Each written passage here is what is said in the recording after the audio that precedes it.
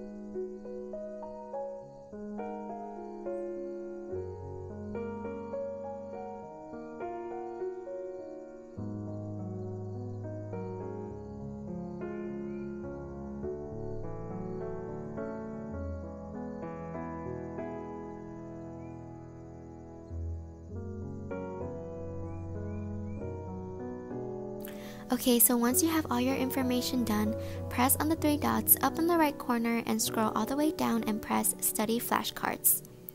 This will open up the flashcards quiz feature and you can review the answer by tapping on the screen. It will then give you options from hard to easy, and this will allow GoodNotes to shuffle the cards that you think are the hardest more so that you can have more practice studying with it.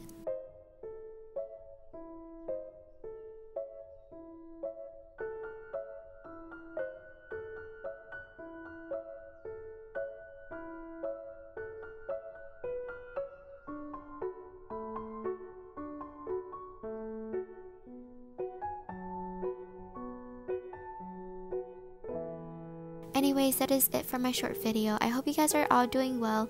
Thank you for watching. Bye guys!